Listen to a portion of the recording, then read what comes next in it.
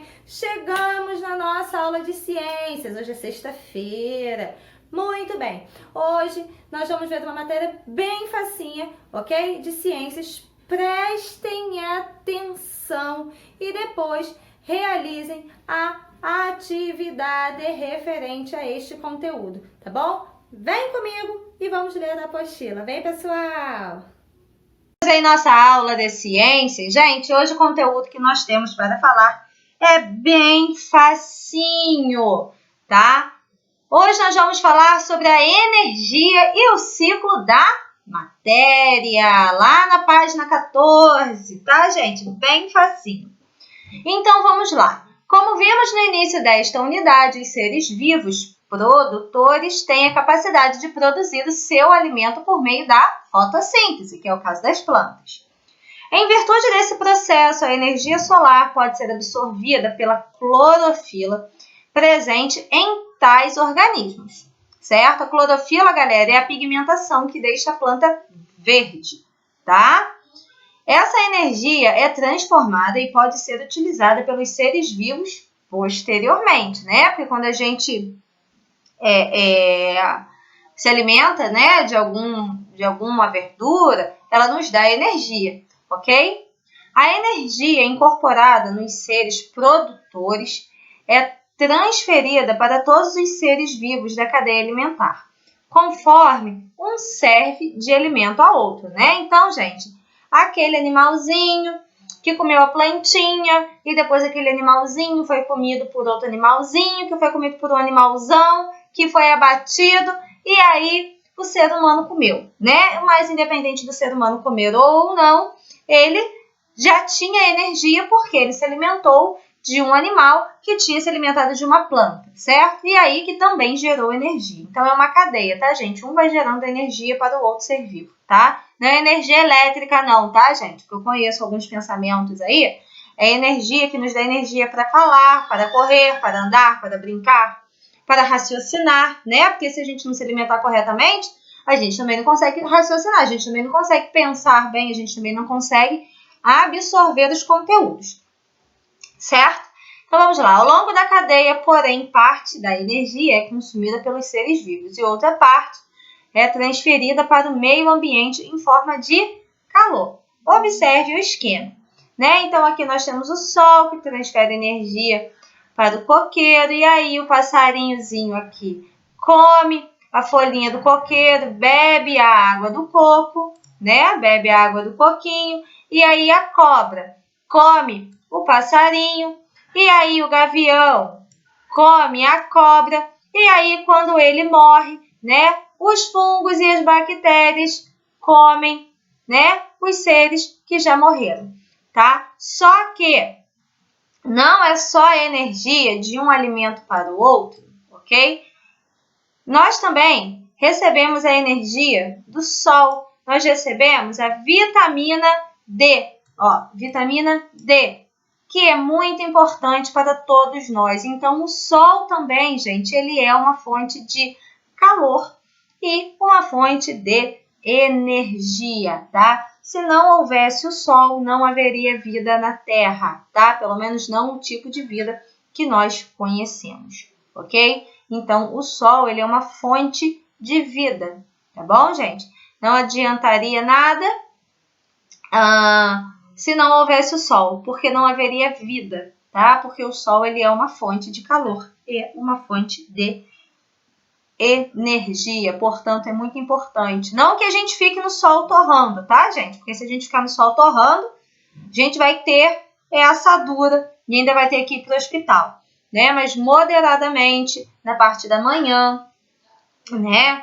De 7 às 9, 10 horas, e na parte da tarde, após as 4 horas, né? A gente pode sim ficar no sol, faz bem, pelo menos 15 minutos por dia, tá? Porque o sol transfere energia D, que é bom não só para a pele, mas também é bom para os ossos, para o crescimento. Então, tá, gente? Existem pessoas que por não pegarem sol, também não crescem, né? Porque o sol, ele é uma fonte de energia, tá? E de crescimento, ok? Muito bem. Aí aqui embaixo a gente tem assim, ó, representação do fluxo de energia em uma cadeia alimentar. O Sol é a principal fonte de energia e apenas os seres vivos produtores conseguem utilizá-la diretamente. Estes, ao servirem de alimento para os consumidores, transferem sua energia acumulada aos demais seres da cadeia. Parte da energia é absorvida e utilizada por esses seres vivos. Outra parte é perdida para o meio ambiente. Assim, quanto mais distante um ser vivo está da fonte de origem, menor a quantidade de energia que recebe. Então, conseguiram compreender? Quanto mais próximo do Sol, né, estando na Terra, né, gente, é óbvio, né? Se a gente está fora da Terra, a gente vai receber, se a gente estiver em cima do solo, a gente vai receber mais energia. Agora, como as bactérias, elas vivem no solo, então elas recebem menos energia, tá? Porque elas estão entranhadas no solo, tá bom? Além da energia, outros elementos importantes são transferidos entre os seres vivos no decorrer da cadeia alimentar. Nutrientes, sais minerais e todo o material que compõe o corpo dos seres vivos. Ao se alimentar de uma planta ou parte delas, um animal herbívoro absorve boa parte do corpo que constitui esse vegetal. O que não for absorvido é eliminado na forma de fezes. Então, gente, quando a gente come, né, uma planta, né, quando a gente come um vegetal, o nosso corpo ele absorve todas as vitaminas, sais minerais, né, energia que aquele alimento tem. O que o nosso corpo não absorve, né, ele é expulso do nosso corpo no formato das fezes, certo? Então, as fezes, elas são, já falei isso com vocês, tudo aquilo que o nosso corpo não absorve, né? Aquilo que não é bom para o nosso corpo é eliminado nas fezes. O mesmo acontece quando um animal carnívoro se alimenta do herbívoro. Aproveita parte dos elementos do seu corpo e elimina o restante. Isso acontece em todas as etapas da cadeia alimentar, tá, gente? Então, isso acontece com todos os animais, tá? Tudo aquilo que não for necessário, que não for bom para o nosso corpo, ele elimina em forma de fezes, ok? Então, vamos lá. Os decompositores apresentam um papel fundamental nesse processo, graças à capacidade que tem de desmanchar as substâncias que formam um corpo até as menores partes possíveis. Os nutrientes e sais minerais podem ser devolvidos ao meio ambiente e reutilizados pelos organismos produtores. O fluxo de energia das cadeias alimentares ocorre em apenas uma direção, da fonte até o último consumidor da cadeia e os decompositores, tá, gente? Então, o fluxo de energia, dessa energia que existe no corpo, né, dos seres vivos, sejam eles produtores ou decompositores, ele vai tendo a mesma forma, a mesma função até a última parte da cadeia alimentar, que é quando chega nos decompositores, tá, gente? Vamos ver. O fluxo de energia nas cadeias alimentares ocorre em apenas uma direção, da fonte até o último consumidor da cadeia e dos decompositores. Conforme flui pela cadeia alimentar, a quantidade de energia vai sendo reduzida, né? Isso com certeza, né, gente? Porque é um animal pequeno, come outro menor, enfim, e assim gradativamente. Diferentemente do que acontece com a energia, a matéria não se perde ao longo da cadeia alimentar. Além disso, ela pode ser novamente incorporada ao ambiente e à cadeia em um ciclo contínuo, o ciclo da matéria. Então, gente, o ciclo da matéria ele é como o ciclo dos animais, né? Então, a gente vai vir aqui em cima, ó, só para vocês relembrarem, é como a cadeia alimentar, ó. Ele é um ciclo, tá? Ó, é um ciclo, ok?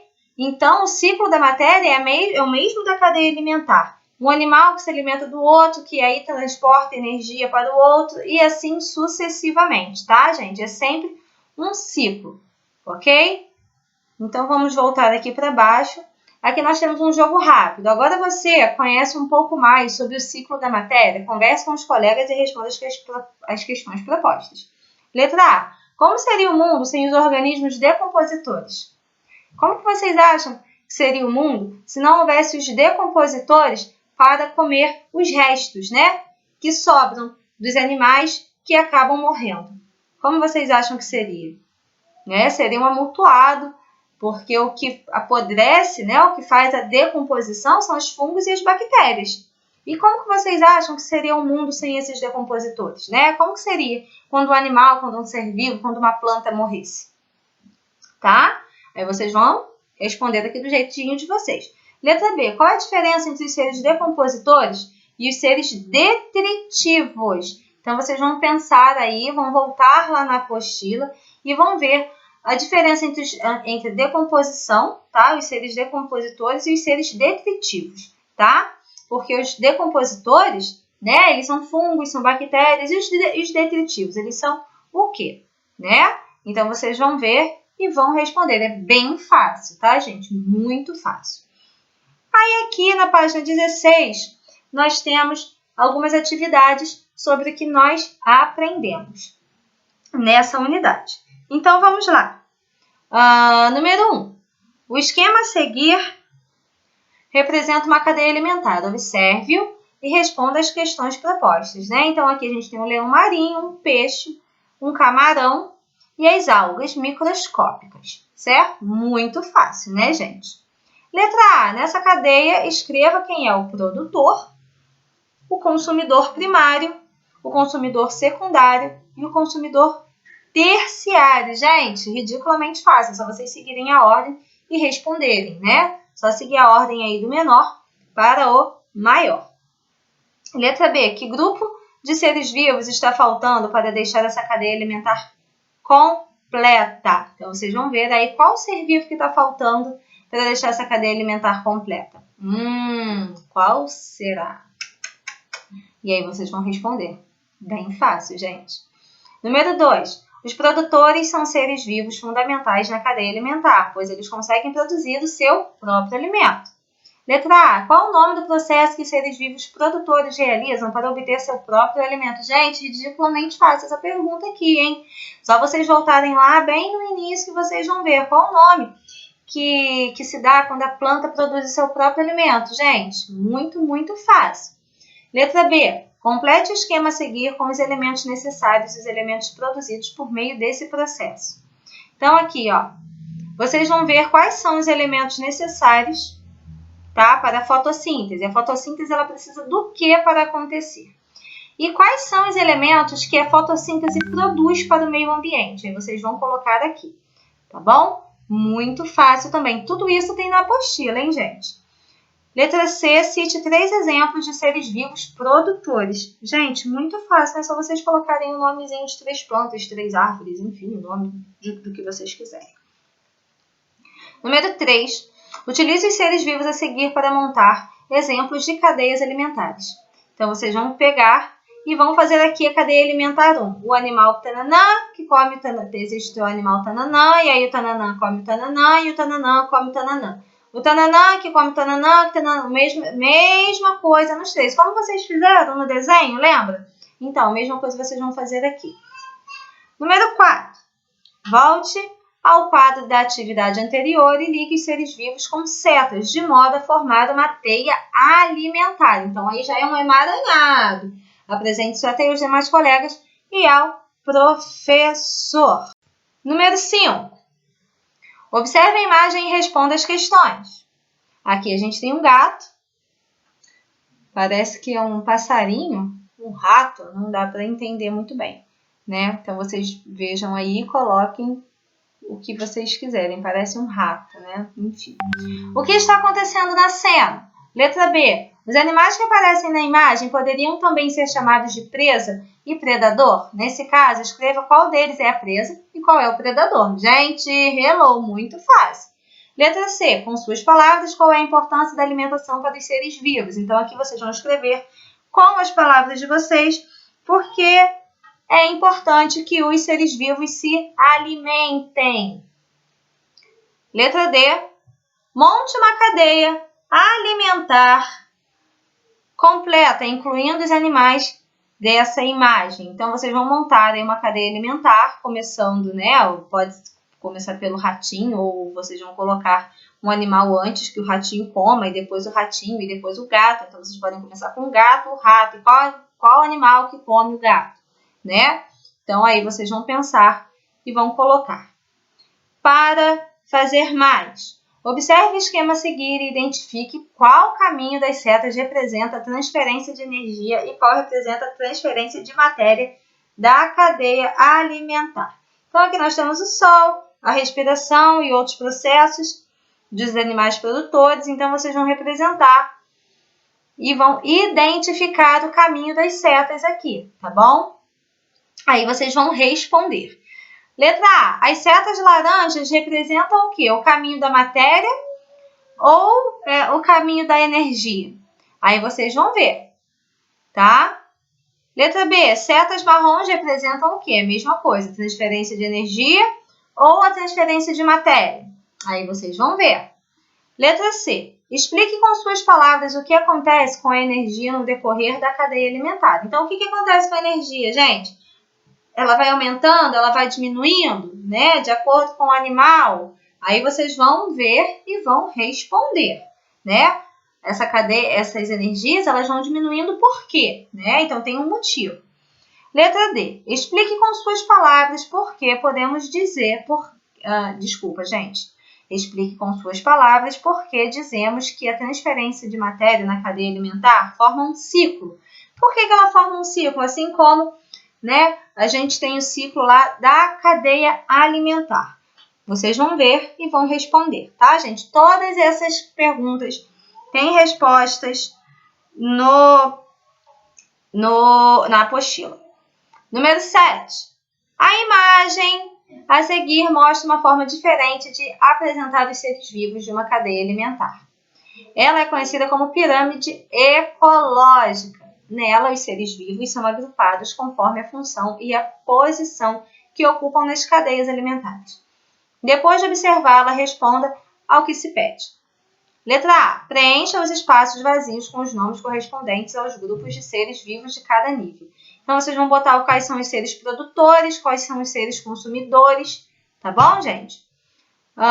E cada nível dele, se ele é secundário, se ele é terciário, tá bom? Se ele é primário, tá? Vocês vão botar aí, ó, produtor, consumidor primário, consumidor secundário, consumidor terciário, ok? Do jeito que vocês acharem a forma mais correta.